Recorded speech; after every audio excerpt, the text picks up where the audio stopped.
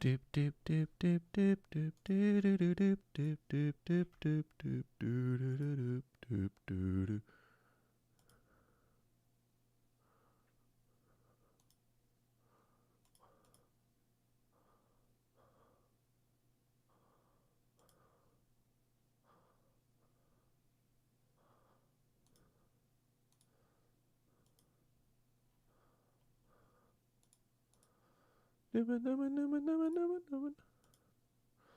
I should really. Wait, can I pop that out?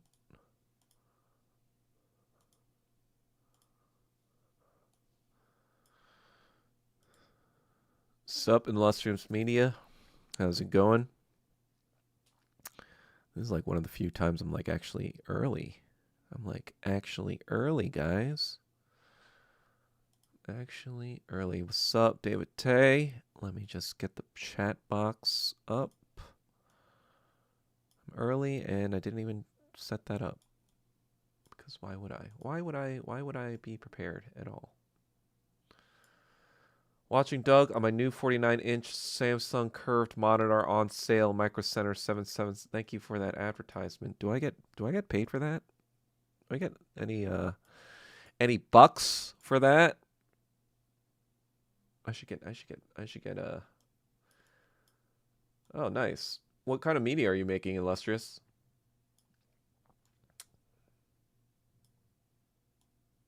I might have to leave to get some food. I ordered some food. It was supposed to come like half an hour ago, but obviously it has not, and I was not able to eat before the stream, so I'm kind of hungry, so that's gonna be that. But I think one change I'm doing this time. Oh, I got chicken parmesan, but I think from what I'm seeing, the stream seems smooth, right? So one thing I did was I stopped streaming to Twitter, because I think Twitter now, it used to like not play YouTube videos natively. You had to like leave the fucking site to play YouTube videos or some shit. But now it's like auto playing like YouTube videos. So I think like I don't know. It might not for some people. It might on the thing, whatever. But the point is, I don't really think it was drawing much traffic to the stream itself. And I kind of like want to centralize the stream. I'm keeping it on Twitch for now, just in case like people want to find me on this Twitch thing. It's not like that really happens, but I think because the stream quality is pretty good on YouTube, I think that's gonna be how I'm gonna do it from now on. So I'm posting the links obviously on Twitter still. So if people want to see it on Twitter, get the updates on Twitter, they can find it. But I think it'll be like this going forward. Let me tell you. Let me know what you guys think. Do you think I think the stream quality is pretty smooth. I don't know. Word salad in. You were the biggest critic. I don't know if you're here right now, but no, we can't talk about that. Otherwise, you will get banned. I kind of believe that the person involved is trying to get use shit against me, and now I'm pretty sure. Yeah, we can't talk about that right now. At least not until I figure out what he's up to, because for various reasons, I feel like I'm like it's like my lawyer, blah blah blah. Not that I have a lawyer right now, but I mean I do have a lawyer, just not on this particular thing. Um, so for legal reasons, yes, because unfortunately the person in question seems to be litigious himself. So what I think he's trying to do is do things to get me to say certain things that he can later use as evidence or whatever. So, um, yeah. But I don't know. It's just kind of like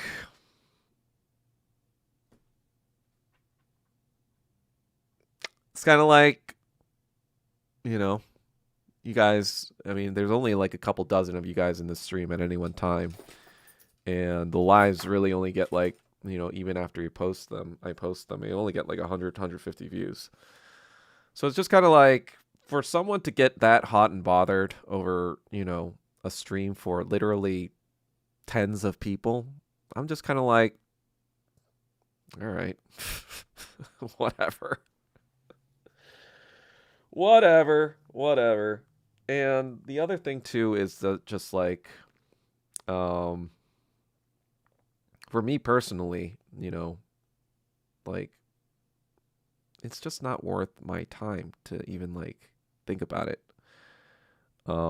That's why even Yosop, I know you've been the indicator this entire time, but even early on, I was like, all right, okay, all right, moving on, right? It's not like I dwelled on it at all, but yeah, now there are a lot of other things involved, so that I can't really talk about. So let's just leave it at that for now. Let's wait till some other peeps show up. How about them Knicks? I'm actually not a Knicks fan. I know Brunson has been doing good for something, right?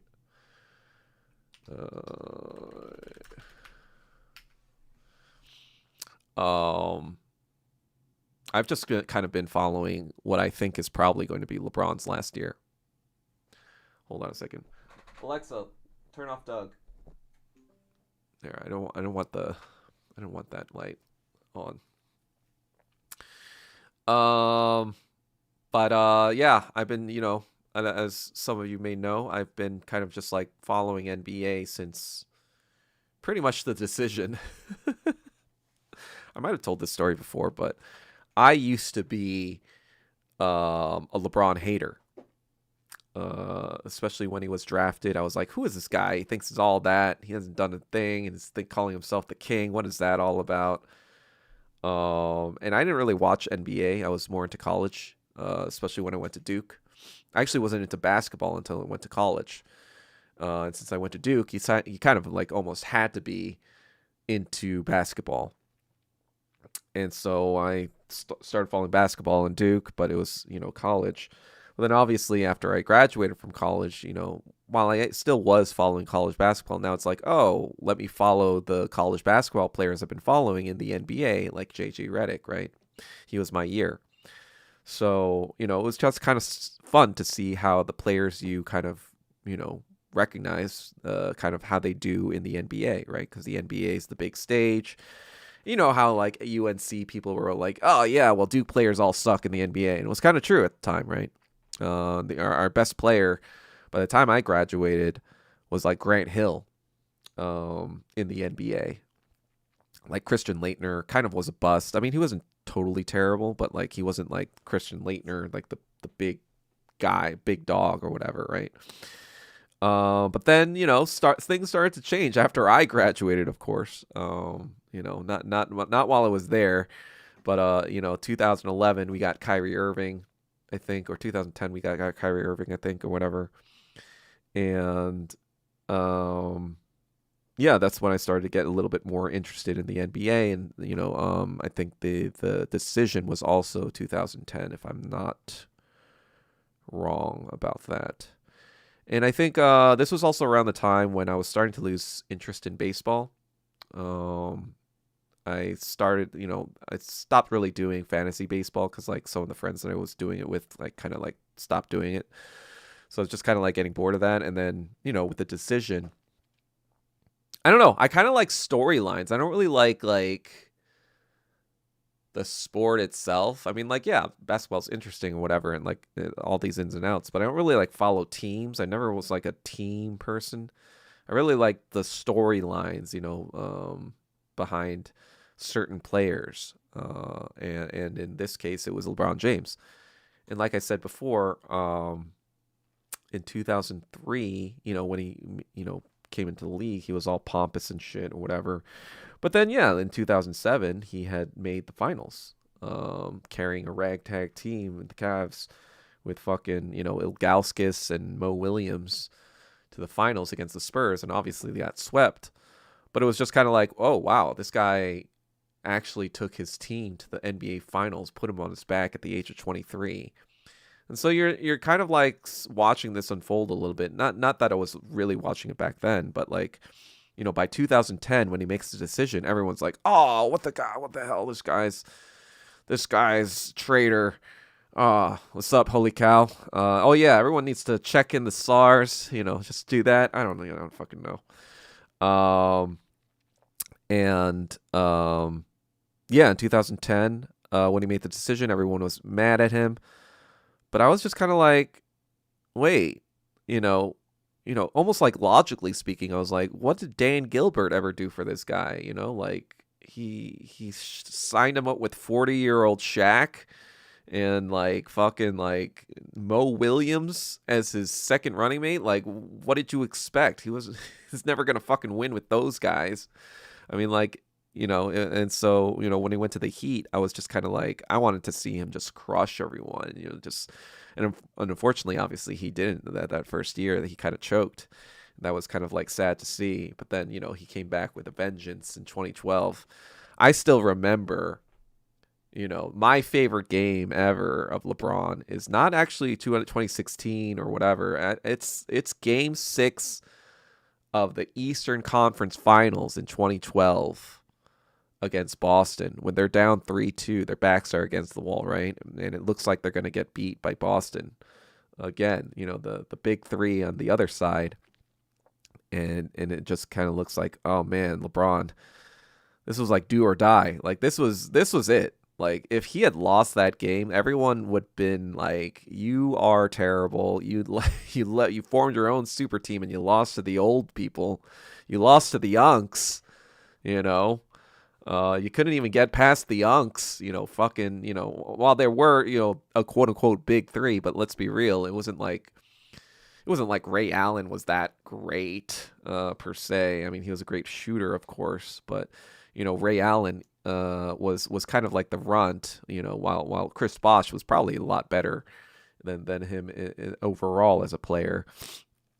And, Dwayne Wade and LeBron James, they were like, top dogs, while Paul Pierce, he was getting a little long in the tooth, and it was really KG that was like the kind of like the player of that team.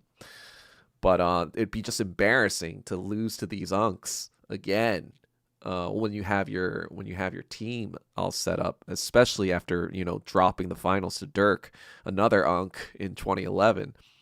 So in 2012, when I'm watching that game, I didn't know what to expect. I was just like, man, maybe people are right about LeBron. Maybe I was wrong. Maybe I misread the situation. Maybe he is just kind of like, he's a good stat stuffer. He knows how to, get the stats all going and play efficiently in general. But when push comes to shove, when the game is on the line, when the championship is on the line, I'm like, maybe he is just a choker. And then I remember that game. I just still remember that game. I'm just kind of like, oh man. Oh man. It was like he did not celebrate at all. Every basket, he was just like in Terminator mode. He was like, you are going to get fucked up. I don't fucking care at all now. Like it was just like insane. Like I think he like shot something like 16 for 24 that game. It was just like and like he was like 45, 15 and 5 or something, just destroying everything in his path, and just like being like you could just tell he was not going to lose that game. Like maybe he'll lose game 7, right? Like I was just like, oh, maybe he'll run out of steam, but like after that game, you were just kind of like, oh man, he just like utterly crushed the Celtics. And like that was the end of that big three, right? That was the 2012. That was the end of their all of those big threes careers, when he was just like crushing them, especially in the game 7 where they did kind of like also beat them down. And I remember, Kevin Garnett trying to talk, some shit, and LeBron's like, okay, guy, look at the score. He's kind of like, look at the scoreboard. Let's get the hell out of my face. get the hell out of my face, Unk. And so that was kind of like a big moment. And obviously, I had actually bet on the 2016 finals. Not a whole lot, but I bet like $500. I think I was getting 4-1, right? Because the Cavs were the underdogs in 2016. Oh yeah, I was also mad. They went back to back, right? I think first against God, I can't remember right now. Oh yeah, the Thunder, right? They beat the Thunder in their first one. They Russell Westbrook and KD back then. So it was kind of funny because like KD became LeBron kind of became the unk later on in 2017 to KD, right, or whatever. But so the unk train kind of rotates, right? But then he beats the Spurs in 2013. Tim Duncan, which was kind of interesting too. I liked it just because like it was a very interesting storyline. Because in 2007 he loses to Duncan his first finals, and then he beats Duncan second time. But then he loses to he loses more to Kawhi Leonard in 2014. But that's all because of fucking wheelchair Wade. Like I was like, God, like yeah, Wade might have been great when they first started the Big Three, but I was just like, whoa, this guy fucking sucks now. He was so bad. He like nearly like in 2013, he nearly lost that fucking game. Game 7 when Ray Allen makes that 3. I was like, God damn. But then yeah, that was all fucking dramatic. Like 2012 was dramatic, 2013 was dramatic. Even when they lost to Dirk, that was dramatic. And but 2014, that was kind of a letdown, not only because they lost, right, but because it really wasn't dramatic. And it was really kind of like a beatdown because like game 1, that was a whole air conditioner game, and LeBron cramped up, and it was just kind of like Wade did not show up at all that series either, or that season. He was just kind of like, that's why I called him wheelchair Wade. And so then he leaves for the Cavs the second time, and then the Heat fans are all butthurt about it, but I'm just kind of like, yeah, like I mean, fucking Wade is no longer anything. And then I think like Bosch had his blood clots, right? I think he like retired like a few years later because he started having those health problems, unfortunately. So LeBron made a good deal, and then obviously since Kyrie Irving was on the Cavaliers, I was excited. I was like, oh, my boy Kyrie, who was number 1 pick in 2011 to the Cavs. And now LeBron's coming to play with my Duke boy. Let's get it. And then the 2015 finals, that came back to being interesting again. It became like fucking like, holy shit, this team that seems indestructible now, this fucking like, Steph Curry with the shot boy, like in 2015. That was when Steph Curry was starting to make a name for himself. Man, can you believe that? That was 10 years ago, guys. Over 10 years ago now, right?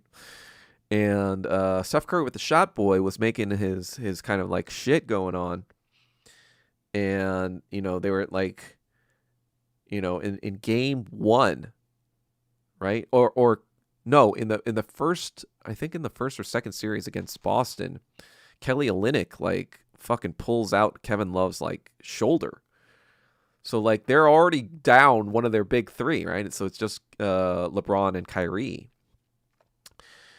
And then in game 1, they go to overtime, but then they lose. And not only lose, Kyrie Irving gets saddled with an injury. And you're just like, oh, fuck. Like, come on. Are you, like, fucking kidding me? Like, yeah, this is like terror. Like, this is like a terrible sequence of events that's like, oh, God, and there's another year that's like everyone's going to be like, oh, LeBron couldn't get it done this time. It's like, well, yeah, because fucking disaster stress. And Scottie Pippen didn't fucking get injured every other year like this. What the fuck?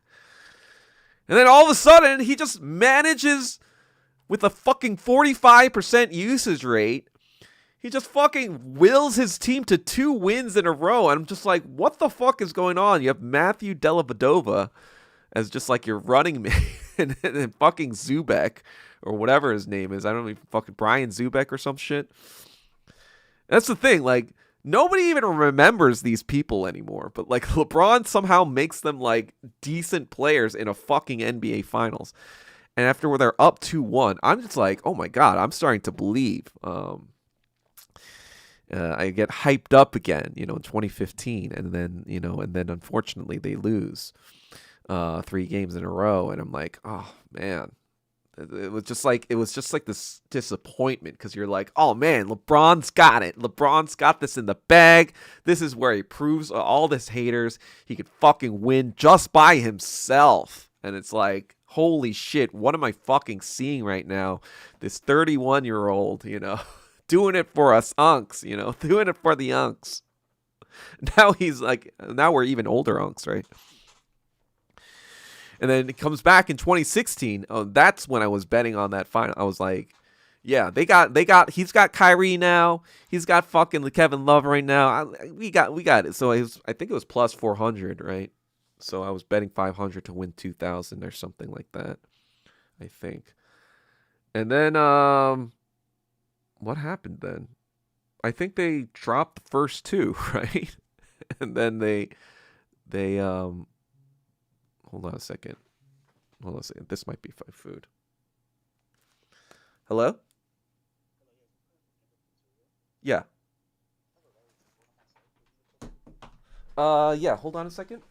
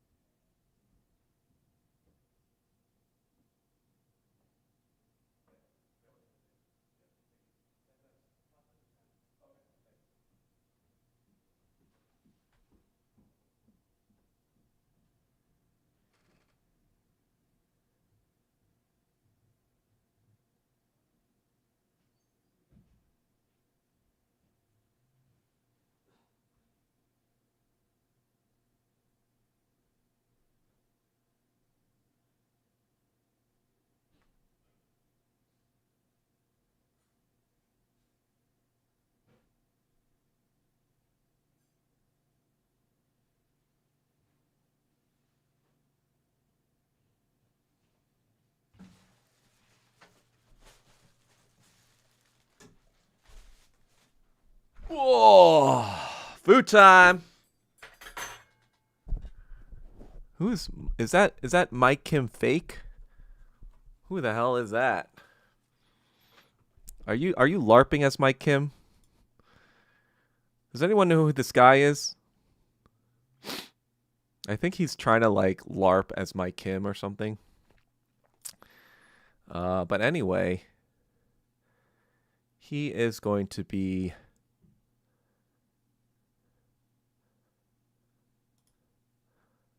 How do I fucking do that?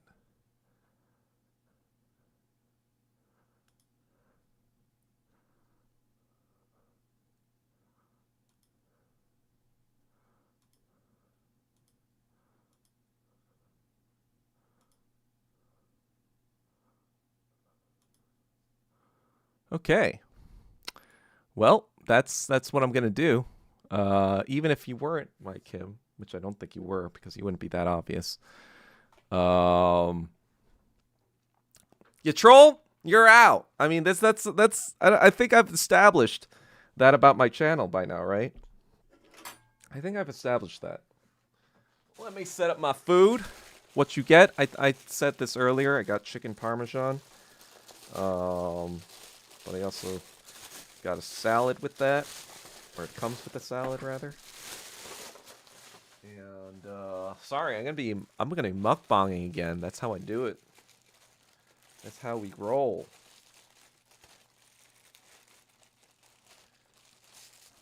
See, that's how many haters I got, right?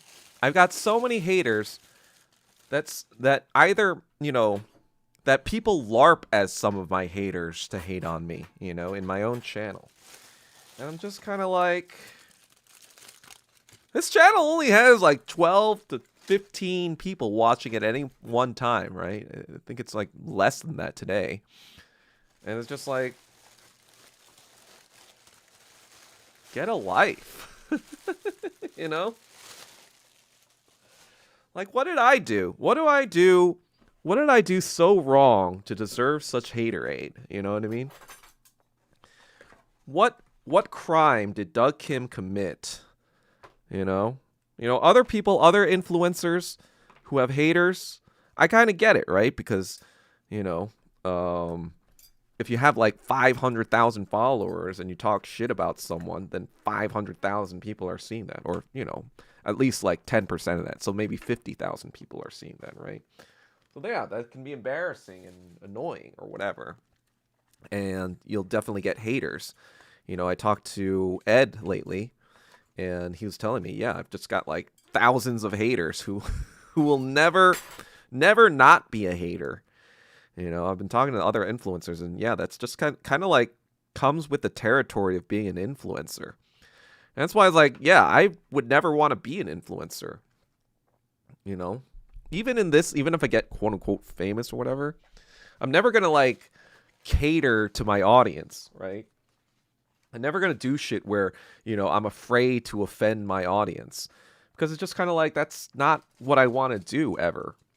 That's not even me personally. Like, that's... Ugh.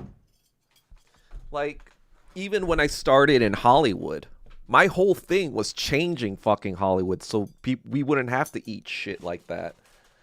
But nobody even understood that. Everyone just wanted to eat shit.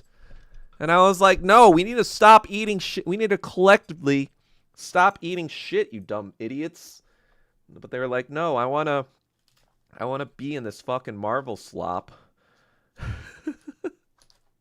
And in order to do Marvel slop, I need to eat shit. And I was like, all right, whatever. And hence I'm out of the industry.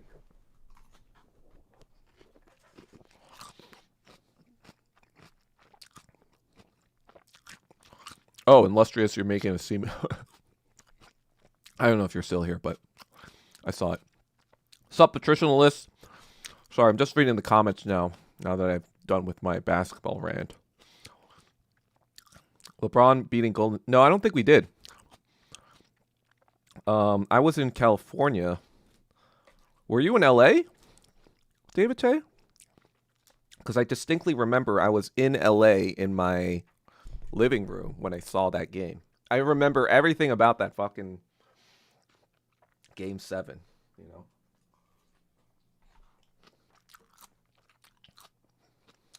Not chicken fingers. I said chicken parmesan. God. Hold on a second.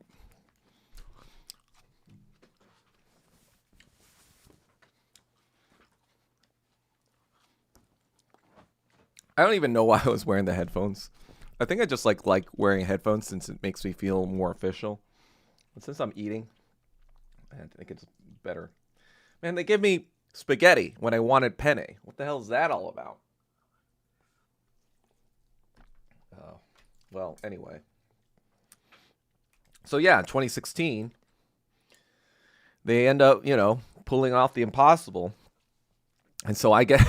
I get the exact shoes that they wore for both Kyrie and LeBron for Game 7.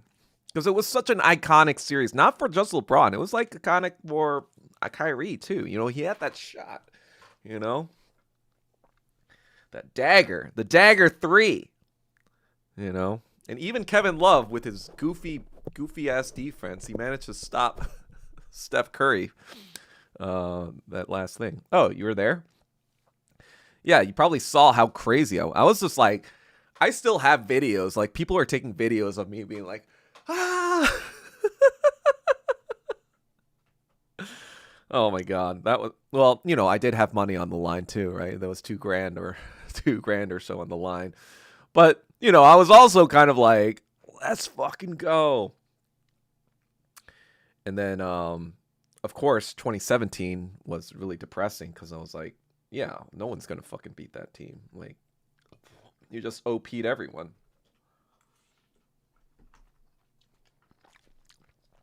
I even remember where I was when I heard about the KD trade. Or not the KD trade, but the KD. Was it a trade? No, I think it was just a signing, right? Free agency.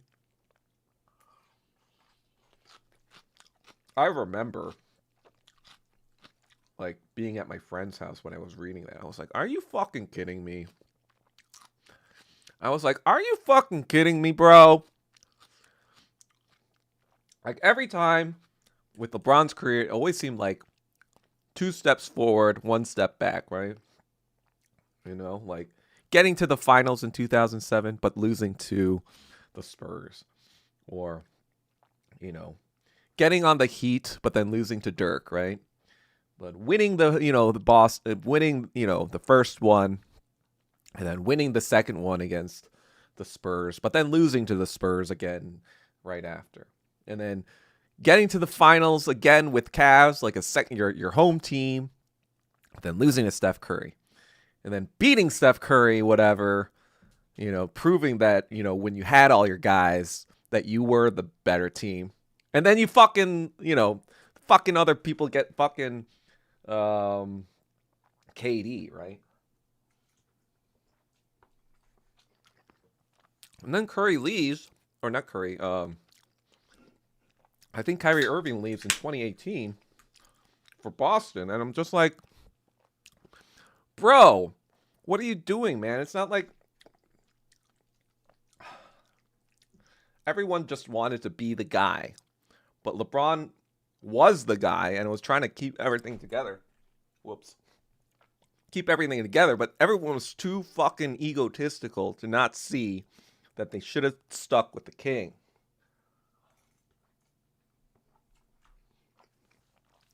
And it was just so frustrating. She's back and forth.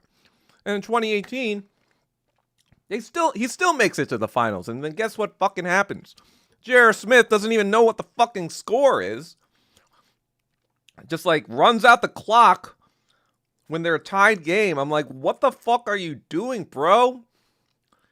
Oh my God, I was just like how much bad luck could one player have,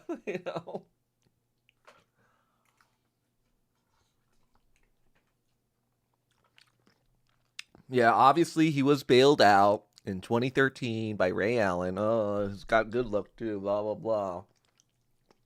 But when you look at the actual fucking numbers, like the Vegas odds, like his teams were more, like he performed over the Vegas expectations.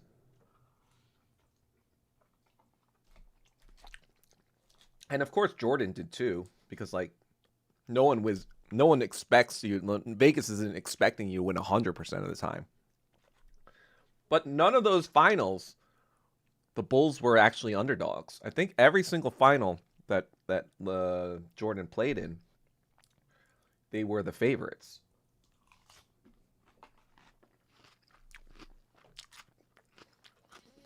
Even the first championship in 2012 against the Thunder were actually listed as the favorites. But obviously they were the favorites against the Mavs, but they lost that. But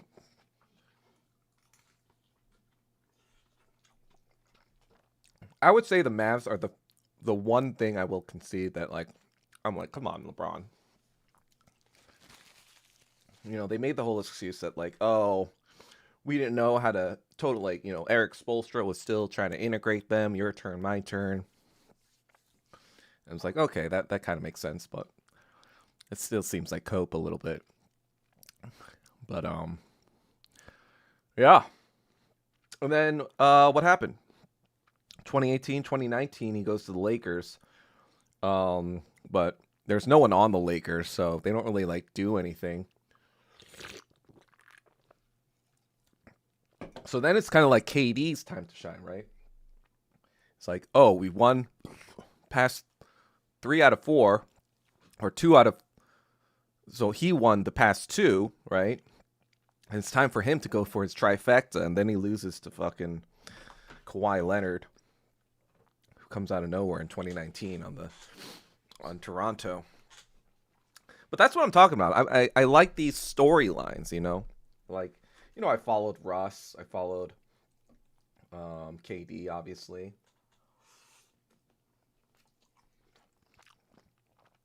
But it was more like these storylines and these legacies that I was more interested in than actual teams. I guess that was just a long-winded explanation of why I don't really like follow the Knicks at all.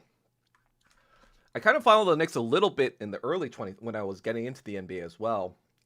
Because, it was like the home team, like New York, go New York, go New York, go, And then once we got Melo, it was like, okay, now we got our own kind of like star, you know.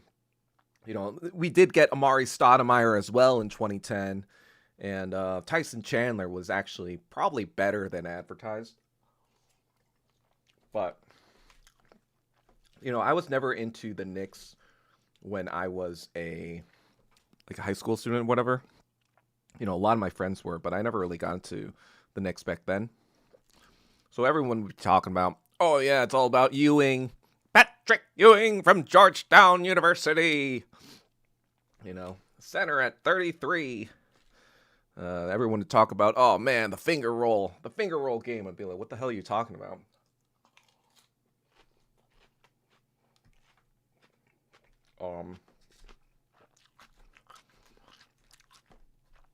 Because that would always be the thing about the Knicks. Like, they weren't as cheap as Dan Gilbert. I think that's hard to achieve when you're a big budget team or a big market team like New York without getting like crucified in the street. But he was just like, Jim Dolan was just an idiot. So like all these teams,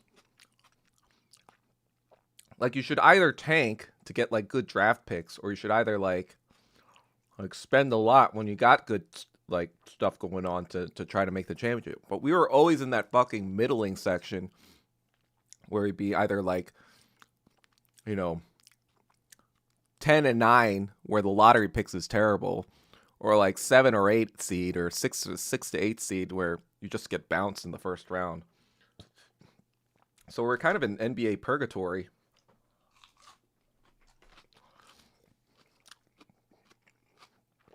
I don't even know if Melo. I don't think Melo advanced past the second round when he was. I think he made it on Denver to the Western Conference Finals, but I don't think he made it to even the fucking Eastern Conference Finals when he was in New York.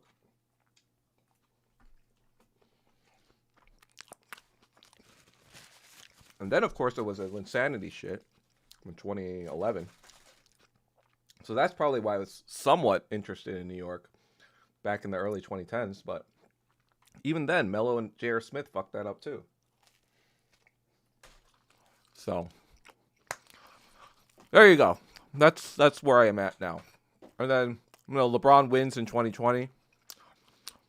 And I live in LA now, so I'm like, oh yeah, I'm a Lakers fan. But really, I'm just like kind of riding it out. I'm like, all right, when LeBron retires, I'm pretty much done with basketball. It was like that with baseball for me when A-Rod and Mariano Rivera retire, it's over, right? I think that was like around 2018 or something like that. And then there was that whole scandal with, the second scandal with steroids. I'm like, come on, A-Rod, come on. But that's that. That's why, like, by 2030, I don't think I'm going to be watching any sports. I'm just like, yeah, I feel like sports are just not, they don't have these storylines anymore because it's all about, like, well, now it feels like everything's fucking rigged by, like, gambling sites and shit. But not only that, it just feels like these Gen Z athletes, they're all here to just make a lot of money and not really, they don't even seem like, they're not even pretending to be like passionate, or like, passionate for their teams.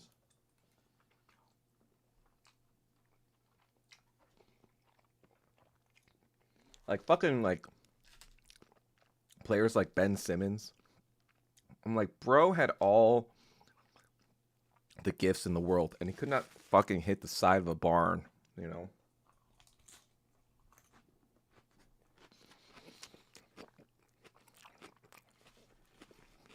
Whatever. Let's see. The series could have went differently if J.R. Smith didn't cost the game. Yeah, exactly. I'd rather you be real than fake and gay. Yellow pride. Thanks. I think I'm pretty real. I don't really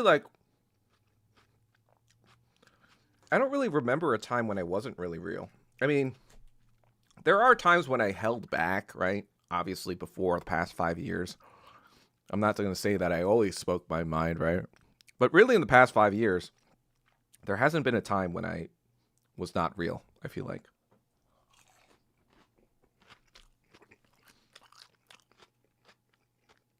And even throughout my time in Hollywood,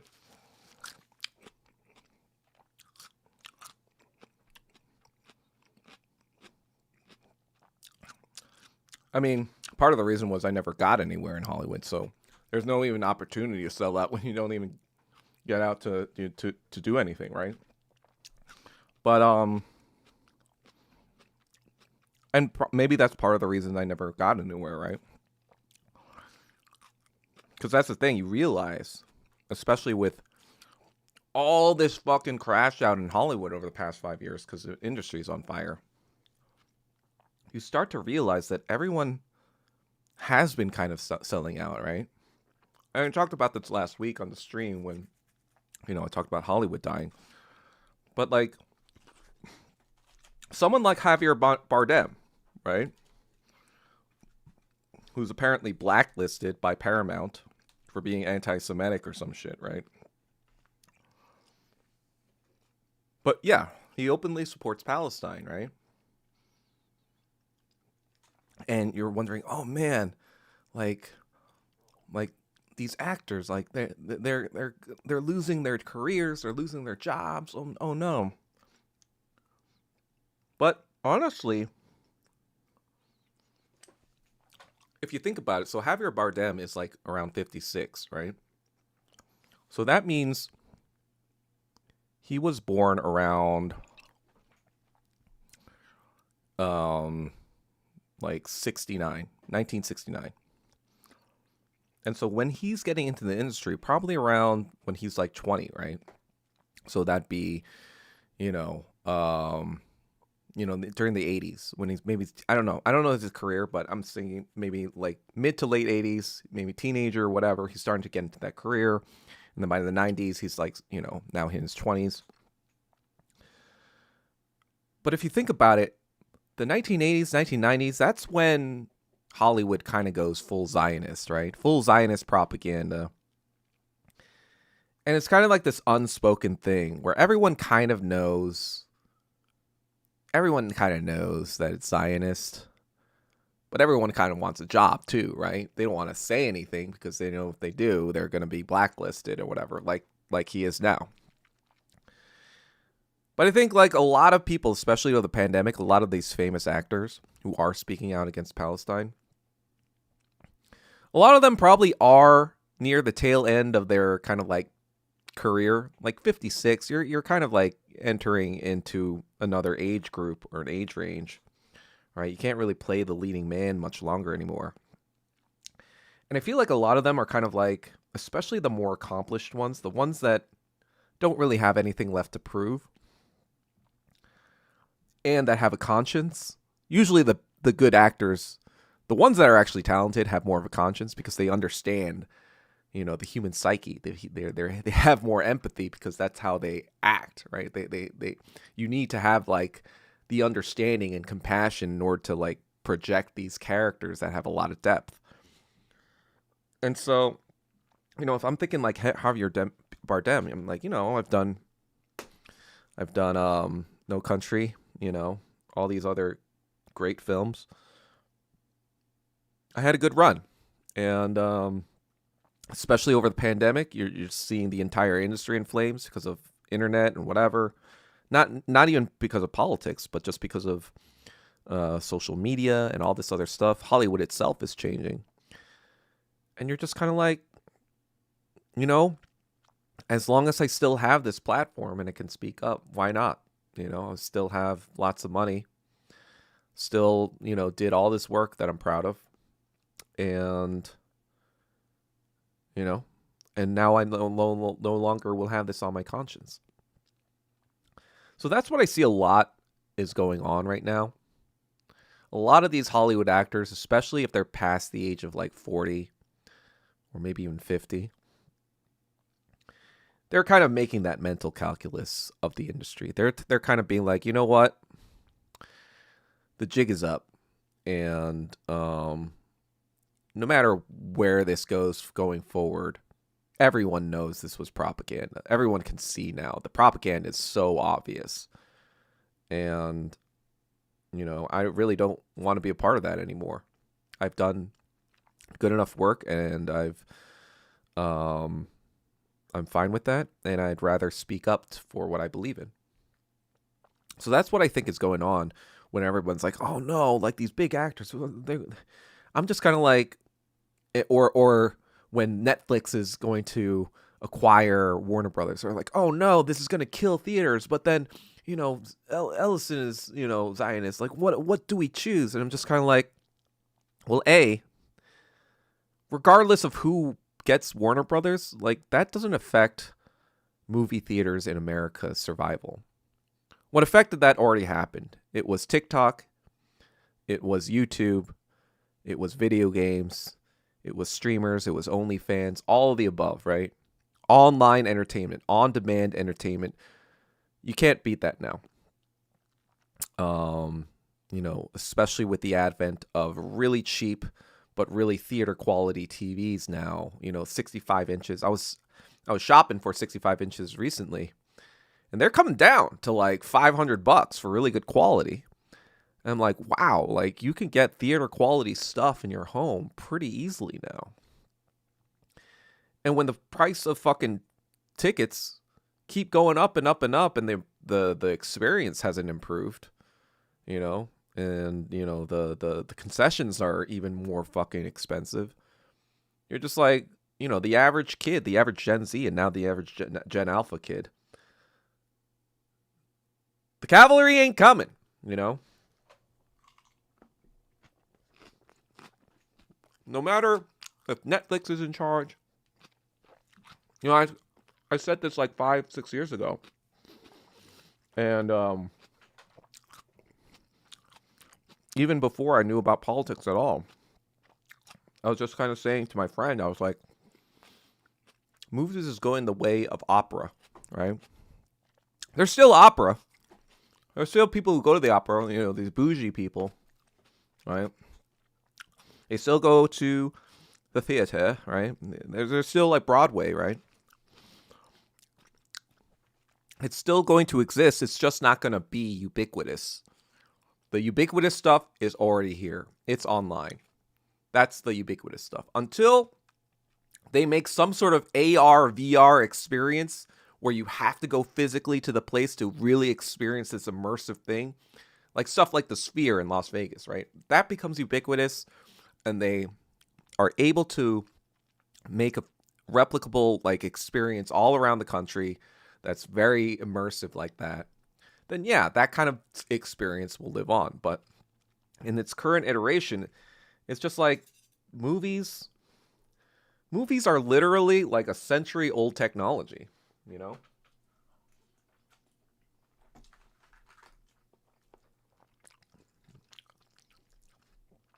And now this century-old technology, why do you keep fucking following me? The century-old technology is now available in everyone's home.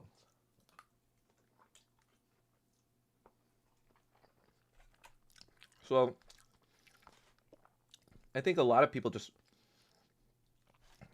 are still like, I feel like a lot of Americans just still have not realized that everything is changing really rapidly right now. People are just kind of still be like, oh yeah, it'll be back, or I just have to wait a little bit. It was just a pandemic, and after the pandemic's over, it'll be back. Oh, the economy just needs a little bit of restructuring, and then everything will be back. And it's just like, no, everything is fucking falling apart. And whether movies will be here or not in 5 to 10 years is the least of your fucking concerns. Which is what I'm trying to tell everyone every fucking week.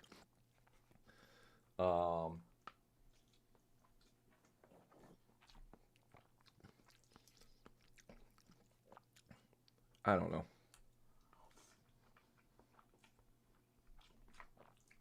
Because the movies we're seeing right now, that's the other thing too. We're putting on, the intelligence agencies all over the world are putting on theater right now. Right? And that's what that's what the title is all about. I've said this many times. I was just like, in 2020, I was like, yeah, we're headed towards civil war. Yeah, I said that shit all the way 5-6 years ago, when I saw how people were reacting to COVID. Because, like, my whole thing during COVID, I was like, if people just thought about it for like 10 minutes or like 5 minutes, they would realize that the rich and powerful had all the resources to kind of stop the spread of COVID. It would cost them a lot of money, but they had the resources to do it, but they didn't, because it would have cost them a lot of money. And so when you look at that, you're just kind of like, if that's the state of the world now in 2020, who do you think they're going to try to like pit against each other when the bill comes to pay and people figure out that they're, figure out what I just told you, right? Well, they're going to try to create all this chaos among the masses. So we start eating each other and kind of fighting each other, instead of being like, hey, wait, the guys who could have solved this all, they could still probably solve all this stuff. They just don't want to, because they want to keep their money.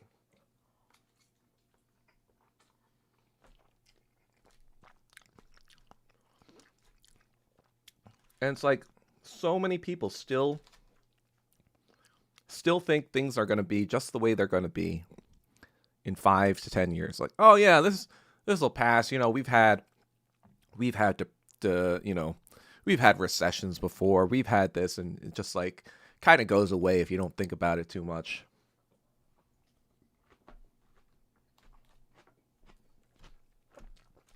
And for the longest time, they were right? At least if you lived in America, you lived in relative peace. Pax Americana, right? For 80 years. There hasn't been really, obviously 9/11, but that was probably manufactured by us, right? So there hasn't been like a foreign attack on America in really like 84 years, because Pearl Harbor was 41. Nothing happened after that on American soil.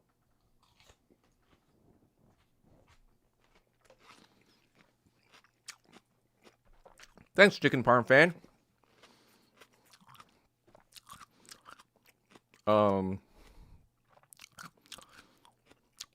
So that's why I see it going on right now, with the fucking Luigi Mangione. It started with Luigi Mangione, right? Last year. When was that? Was it like end of last year? It started with that. Then there was a Trump assassination attempt. Moon Jae-in even was, or Lee Jae-myung was stabbed in the neck 2 years ago, right? Literally stabbed in the neck, and now he's president of Korea. You had Trump almost get shot in July.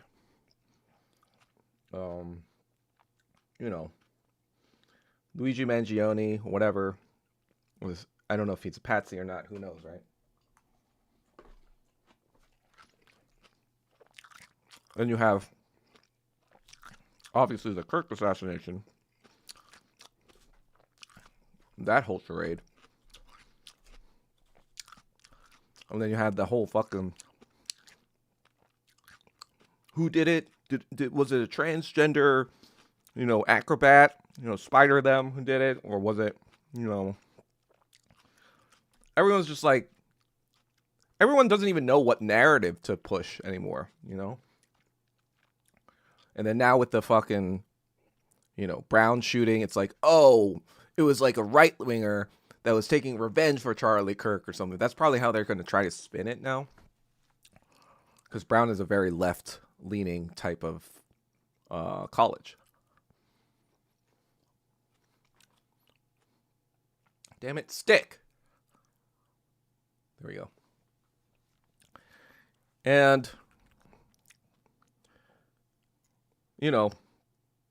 all this going on, obviously, during the Trump election. And then now Trump going full Zionist and full, almost Gestapo everywhere. And, it's just like ping pong, right? And then now socialist Mamdani wins New York. It's just like, this is all theater, guys. This is all fucking nonsense. If you think that, either side is winning or losing, you've already lost. You're already in the Matrix.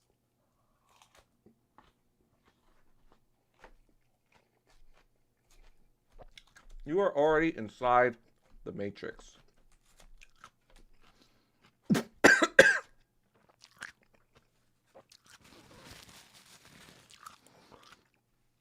But it makes sense.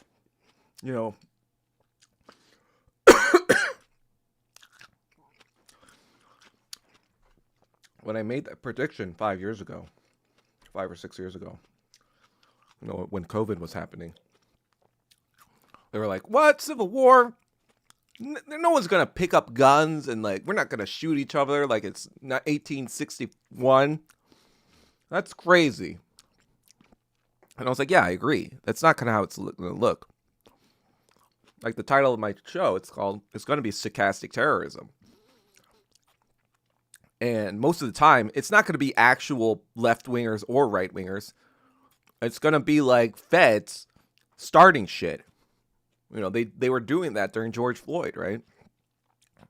There were little anarchists in all these George Floyd protests literally breaking shit for whatever reason.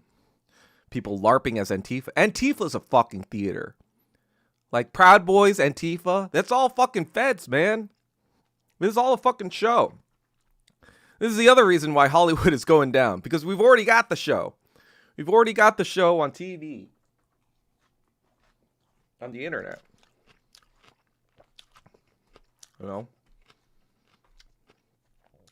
And the Brown shooting now. Now they're going to be like, oh, see, the right's terrorizing the left now. Now we got to, now Antifa's got to come up and, get these arms, whatever. It's all this ping-ponging back and forth to make it look like the people are actually against each other, when it's really the fucking feds doing this shit. And even this latest thing in Australia, they didn't expect some random guy to just throw themselves at the terrorists and be like, everyone's like, yeah, that dude, if you search the Google search trends,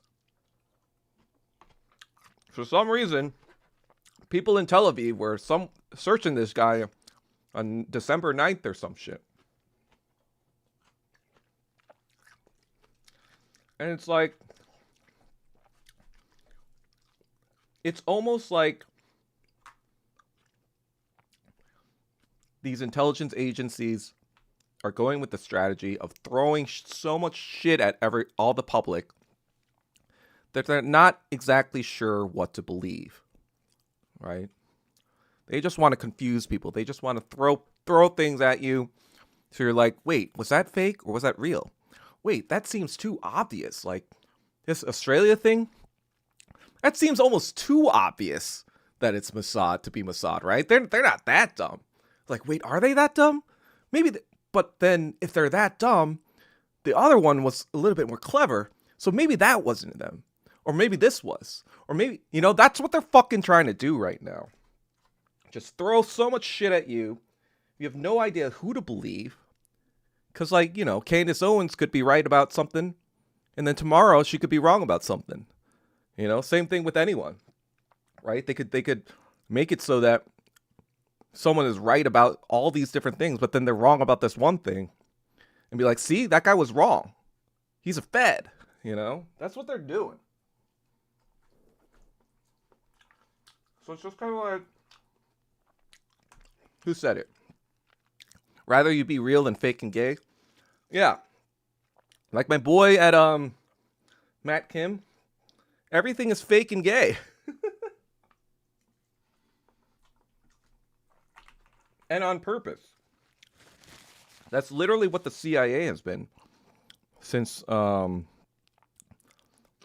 rise of neoliberalism. They literally have been pushing not just fake shit, but gay shit. Like literally gay shit. That's what USAID was with the LGBTQ stuff in the past 10 to 12 years.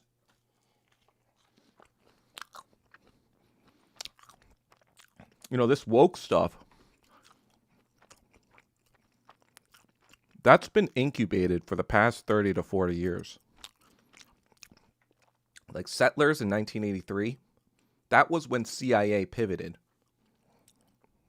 That was a distinct moment. Because the CIA was more like kind of like fascist and generally like pro-war in the 1950s and 1960s and 1970s. But then because of the fall of Saigon, and because everyone was like mad at the CIA and the FBI in the 1970s, they were like, oh, we gotta switch it up. Instead of being fascist, we kind of have to be progressive or look progressive, but use that progressiveness to do our fascist shit, which is basically wokenomics or HR fascism, as I like to call it. Or, in Marxist terms, that's Trotskyism, right?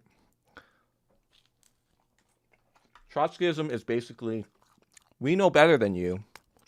We know, it's like white saviorism. That's what Trotskyism is. It's like, you people don't know how to manage your country. So we got to go in and give you gay shit to be progressive, And, but even Starside, even fucking Eddington, that's directed by Ari Aster, who like also directed fucking Midsommar.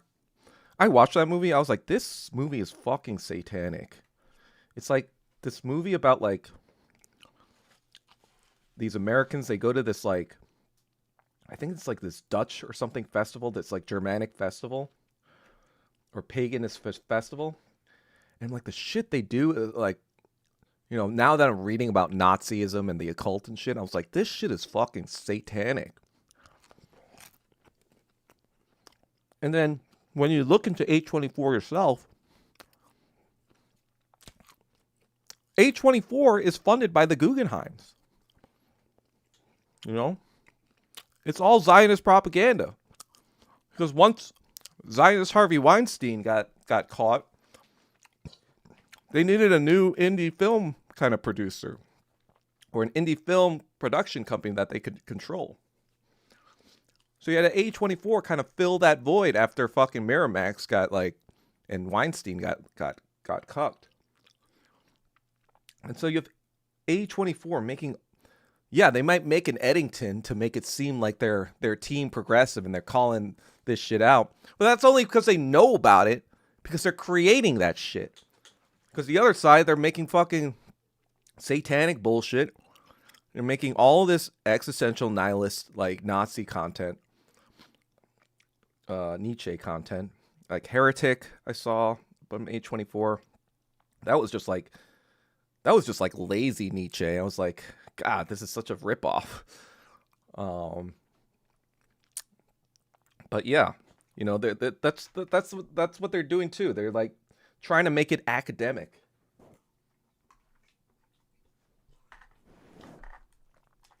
So the petty bourgeois think they're like all educated when they see this. They're like, oh yeah, I saw this in a movie.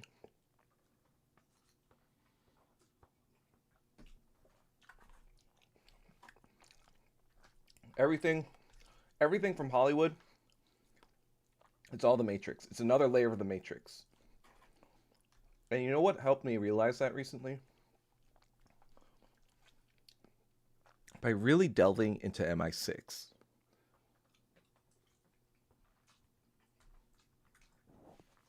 By really delving into British academia. Because if you notice, a lot of the loudest Trotskyites are from Great Britain. They are the ones, and that's where Animal Farm came from, right? That's where George Orwell came from. You know, when you read Animal Farm and you read Trotsky's biography, they're basically the same fucking thing. It's just allegorical form. And so you're like, oh shit, this is where Trotskyism really like fucking incubated. And I'm reading like this British book about Lenin. And the first one was pretty accurate and pretty like pro-Lenin. And then I read a second one by him, same author. He's from Oxford University Press. And not that it's anti-Lenin, but it's kind of like leaves out certain things and it leaves out certain details. And it kind of paints this more ambiguous picture of Lenin. Not like it's like Lenin is, you know, the cartoonish like fucking American or like liberal propaganda that's kind of like, oh yeah, Lenin killed all these people. It doesn't say that. It actually says that that's stupid. But in a way, it kind of like, it's like really close to the truth, but it weaves in these kind of like little things that if you're not really looking for it, they can start to like make you think, oh, maybe Lenin isn't that big of a deal. You know, maybe he was an okay guy back then. So that's, you know, when I'm thinking about that, that's when I think back to Hollywood, right?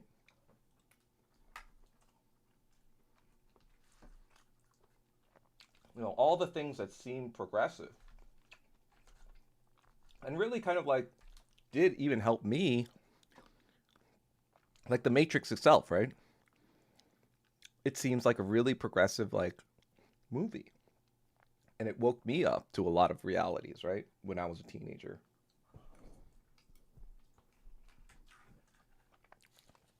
But then the creators end up being trans.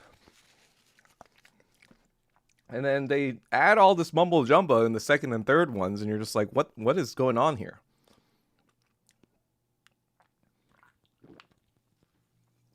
And you realize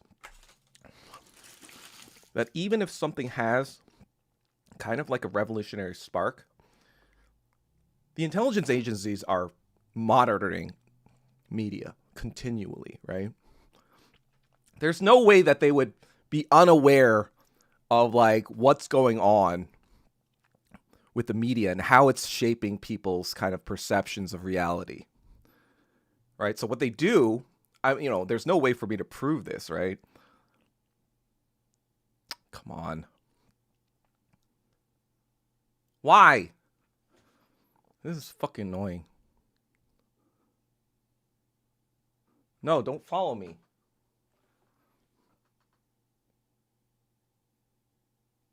Bro, CIA, stop following me.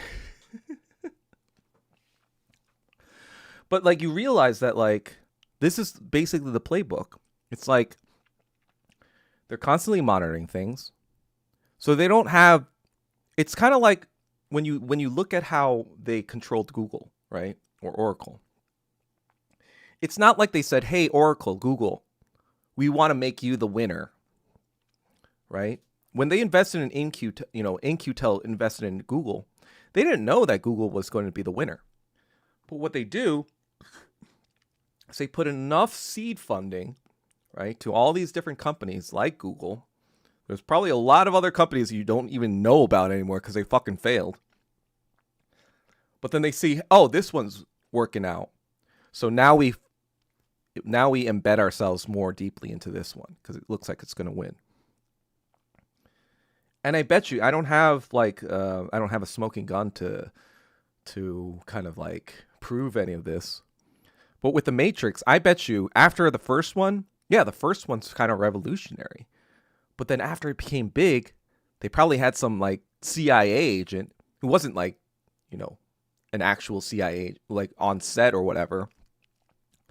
But probably like, maybe, because the story with the Wachowski siblings or sisters or whatever you want to call them was that after the success of the Matrix, they were heavily involved in the BDSM scene, or as one of them was. I think it was Larry. I don't know. One of them was really heavily involved in the BDSM scene, and that was after the first Matrix in 1999. So I'm sure it was just kind of like a CIA op to make them like trans or some shit, because he got heavily involved in all this, BDSM shit. And then it's like once you have that, you can kind of like influence the way they create shit, and you can insert sort of like creatives around them. If you know anything about Operation Mockingbird, right? That's how they controlled all these journalists back in the day. I'm sure they have like all these people in Hollywood still, as creative directors or casting directors or whatever have you, that kind of influence things a little bit here and there and whatever. And yeah, and that's how they probably could affect any sort of sequels that came out. Maybe the job is to make it terrible. Maybe the job is to, ride the wave and make it, woke in some sort of way. And so when you say that, oh, this is just like Eddington, or this is just like whatever, and might well be. That could be true. It could be like a genuinely like progressive thing. But what it's gonna do is be like, oh, this guy makes such good stuff, this Ari Aster guy. That the people will be like, oh, let me check out his other films. And then they see fucking shit like Midsommar, and they become fucking occultist Nazis or some shit,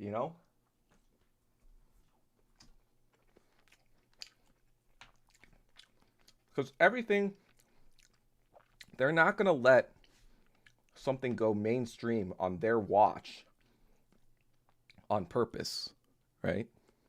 They're not going to let something actually legitimately revolutionary go mainstream on their watch if they can control it.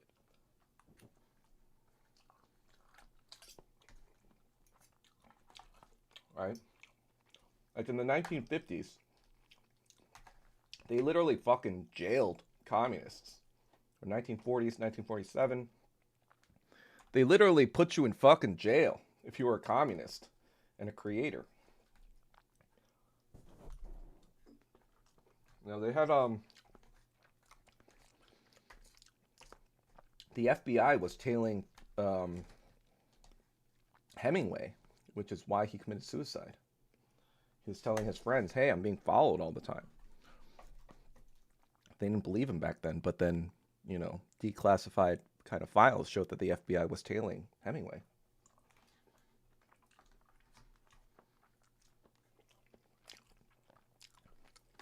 So that's one of the reasons that turned me so off to Hollywood. I mean, I was already turned off to Hollywood no matter what, but when I was reading all this stuff in the past year or so, I'm just like, this is all fucking garbage. And that's why I'm saying, like, the actual theater, the actual fucking show is now real life, right? We don't know what the fuck the story is. We don't know what the fuck the story is with any of these events I talked about. With Trump, with the Trump shooting, with Luigi Mangione, with Charlie Kirk, with, Australia or Brown shooting. Every time, it's like everyone has these theories about what it is and what it isn't. But the point is, no one is agreeing. The whole country isn't agreeing on what it is and what isn't. And that's the point.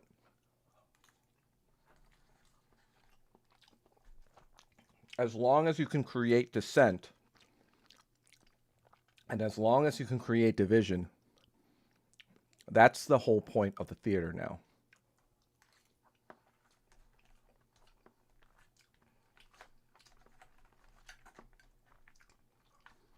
That's the game. That's the game for as long as they, because what their strategy is to keep us occupied against each other for as long as possible until they can get their AI surveillance up to the point where they feel like they can destroy any threat immediately if they needed to. That's the fucking game that's being played right now. And it's just like anyone who's like, you can have your theories, right? I'm not saying you can't have your theories. I mean, obviously my theory is it's all fucking CIA, right? All of it. But everyone can have their own theories. But then in the end, even me thinking it's all CIA, I'm not spending that much time like looking through all the fucking things and being like, hey, I found this little detail about the shooter, the bullet went like this and whatever, so it must be a lie, right? I'm already kind of like, yeah, it's all a fucking lie. It's all fake and gay. I'm not wasting my time trying to prove it because that's why I read, all this shit to be like, this is giving me a high level view of how it all fucking works, right? That's why I encourage people to fucking get off the internet and start reading actual fucking books. Because, see, even the fucking CIA is watching me, right? Even the CIA is watching my every move. I'm just kidding. Again, I only have, there's only 9 people watching today. I guess, my stream sucks now. I guess you won. The guy who's trying to kill my, audience of 15 people, you got it down to 9.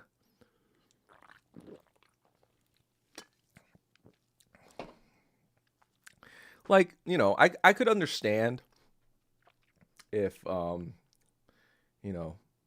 he who shall not be named was coming after me, if I had thousands of viewers every stream.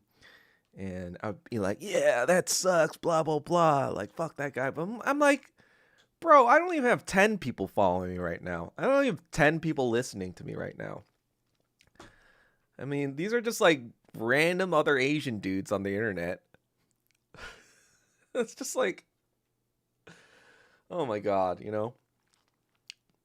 I was saying a few weeks ago on Twitter, I was like, there are people dying in Gaza. What the fuck? Come on. There are people dying in Gaza. Fucking Japanese PM is acting like cart titan Hitler. And now there's a Cambodian-Thailand border dispute going on. And I'm just kind of like, what are we doing crying about this shit on H-Mart? I'm like, what are we doing? What are we fucking doing here? We're just acting so fucking cringe. And then there were this fucking weirdo Asian woman on Twitter, being like, these are my standards for a dude. And I'm like, what? Oh, God. I always joke about this. I'm always like, I feel Moses' pain. I feel Moses' pain right now, I'm like, you want me to lead these motherfuckers out of the desert? Are you fucking kidding me? These people can't even get it together for 40 years. For 40 fucking years, they can't get it together. What are you doing to me? What are you doing to me, God? What are you doing to me? Oh man, I've been still reading Essence of Christianity, by the way. Ludwig Feuerbach. He's the philosopher who turns Hegel's idealism into materialism, which is later used by Marx. It's very interesting, actually. He systematizes Christianity in a way that I've never kind of like thought about before.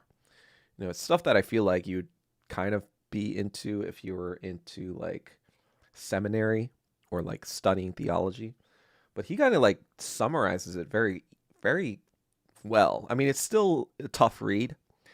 It takes me a while to like I only read like 4 to 5, 6 pages, maybe like 10 at most in a day, because I'm just kind of like, oh, okay, I need to like digest that, right? But God damn it. But yeah, it's good. It's good if you're actually, you know, if you're actually a Christian, or you're kind of on the fence still, or you're left being a Christian, you know, I encourage you to read this. Actually, it's very interesting. I encourage you, even if you're a strong Christian, like, you know, it's making me think about things I've never thought about when I was a Christian. You ever thought about going to seminary? No, my mom has though for me. Every fucking time that I go back, you should go to graduate school. You should go to seminary school. I'm like, oh God. I'm doing my own kind of seminary, I guess. I'm doing my own kind of search for truth.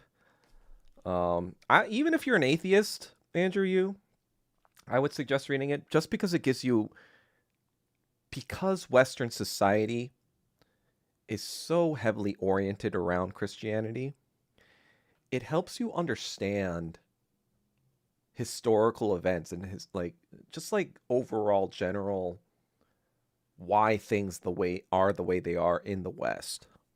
So yeah, I would encourage you, if you are in the West, you know, maybe if you're in China and you have no plans on ever going to the West or thinking about the West, and you know, maybe then it has no application. But yeah, if you've ever kind of like thought about even just religion itself, I think it's interesting. Yeah, that's what I've been thinking about. Um, you know, past week. You know, in addition to other things, I've been still working on the fucking thing, but I should be done. My goal is to release it um, this coming Friday. The documentary I've been working on, the first part, the Breaking Bad stuff. But yeah, um, it's been tough just because the past couple of weeks. I don't know if you guys know about like long-term chronic weed withdrawal, and I didn't know this obviously until I'm going through it. But every time I was off weed for a couple weeks, I felt like pretty good. I felt like okay, like that's good. But then I'd start smoking up again before I got to the second part. Because after so day 14 to day 21, like the third week, you actually like think that it's over. But then it's not, you know, for the next, after 28, from like 28 to like maybe even like 45. So like that would be like 2 weeks, week 4 and week 5. Or rather I don't even fucking know. This is how fucking retarded I am.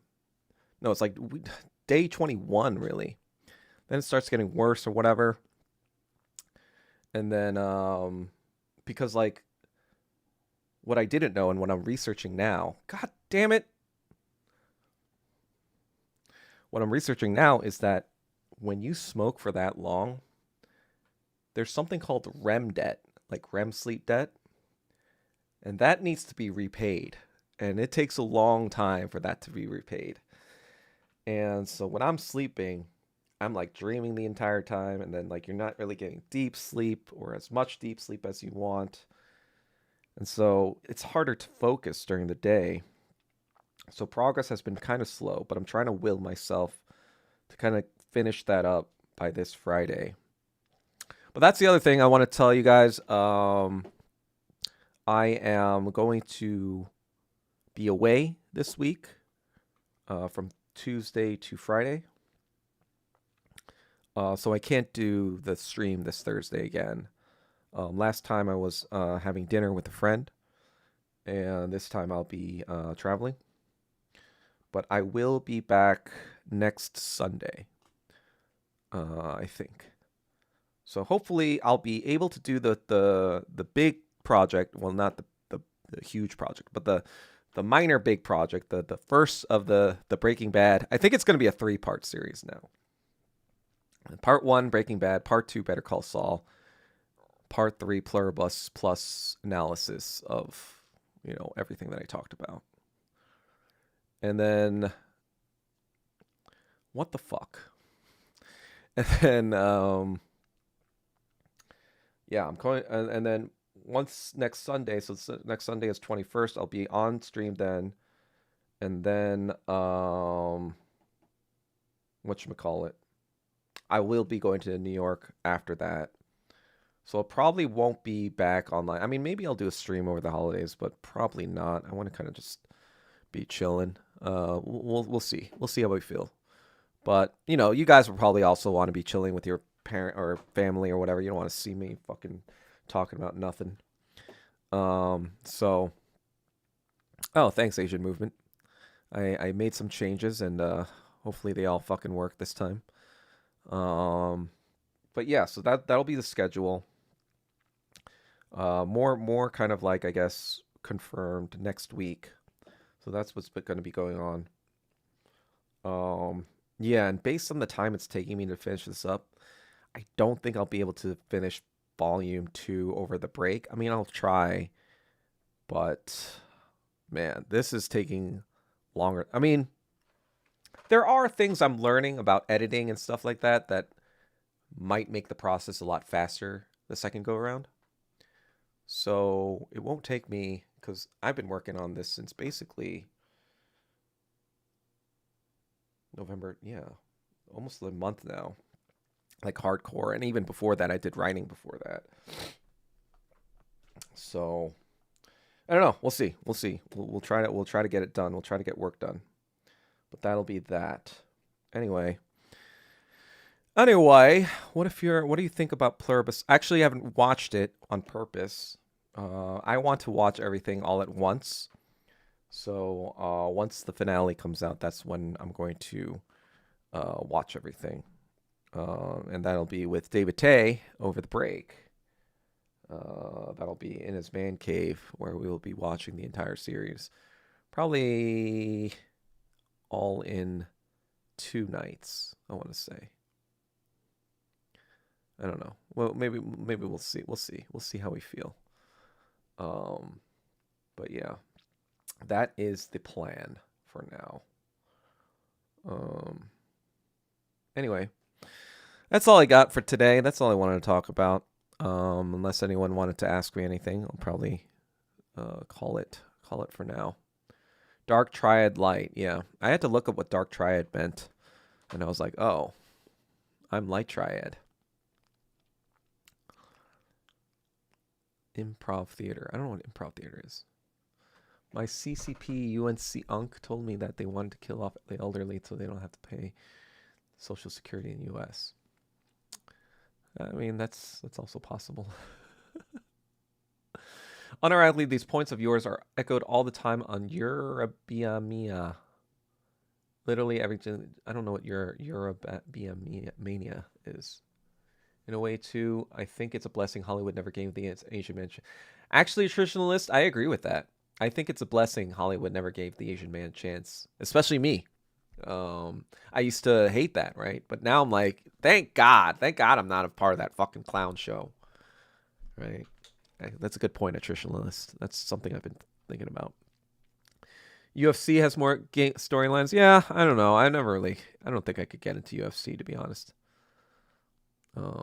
Check out Don Lee game trailer. It looks dope. All right. I mean, to be honest, I'm not really into video. I still have to fucking play those games that I got. I just played 1 hour or 2 hours for the stream a couple of times for both of those games, and I haven't played them since. I still have Black Myth Wukong to play. Oh, jeez. Maybe in the new year, once I get my fucking brain back and full capacity, then I'll start streaming like video games every day, or like all the non like talk stream days. Finally, fucking beat a game or two. Let's see, Doug. I didn't realize you have a chapter about you and Jay Caspian Kang's The Loneliest Americans. Yeah, well, in a book called The Loneliest Americans, and you have the most emo guy on planet Earth. It's also an Asian American. Probably a good bet to see that I'm in there. But yes, no, I know Jay. I know Jay from when I moved to LA. I met up with him. I think because he had known me from poker, right? Because he's a huge kind of degenerate. But we met up with each other because I was just kind of like looking for connections, and I think I forgot how we connected, but we met up in LA when I first moved here in like around 2012. But yeah, and then with the whole Albert Hirsch stuff, I was a part of that, of course, in Asian movement or Asian identity or whatever the fuck it was back in the day. I was only in like I do not even use Reddit. That was like a fucking, a few months in my life that I used Reddit. But yes, he is a true degenerate gambler. What else? I was reading the other day. You randomly made a cameo. Yeah. Of course, made a cameo. Asians all know each other confirmed. I mean, we're also both Korean, so, it's kind of that Korean mafia shit going on. No, just kidding. But, I like to say that I have an interesting life. Interesting enough for people to write about it, I guess. But yeah, I was actually on his Coin Talk podcast for a little bit when he first started that shit. Kind of disappointed he didn't put me on his his Asian podcast. I was like, if there's anyone who knows about Asian shit, Asian American shit, I think I'm your guy, right? I think I'm your man for that. But no, whatever. He's doing stuff like writing books and shit, being all serious. That's not me. So I get it. I'm not a leftist. I'm not a liberal. No siree. No siree, Bob. One note about that book, though. There was a time in 2021 when I was really depressed about everything, and I didn't want, I was thinking, oh, maybe I'm going to go back into fucking corporate. And then I told, because in the book, he had a fact checker kind of like talk to me, like, or ask me like certain things about like facts in the book or whatever. And there was one part, it's like, oh, he calls you a Marxist Leninist. And then I was like, can you leave that out? I don't know. Maybe I might want to, go back into corporate. So I don't know if I want that in there. And then she was like, yeah, okay, I'll take that out. And then when it came out, by the time it came out, I was full on like, fuck this shit. We're Lenin's my guy for life. I was already kind of back on that train. And then when it came out, I was like, fuck. Kind of sad that I said that. I want that in the next version. It's like, and then Jay told me, bro, there's this kind of book doesn't get a second edition. I was like, fuck. I needed to be a Marxist Leninist. I'm Asian American. Yeah, that's right, Starside. Oh man, you're a fan, huh? But yeah, all right. That's it for me. I'll see you guys next Sunday. This Thursday I'll be gone. But and maybe I'll talk about that trip when I'm coming back. So everyone enjoy yourselves and don't get killed in a false flag. But yeah, all right. Take care.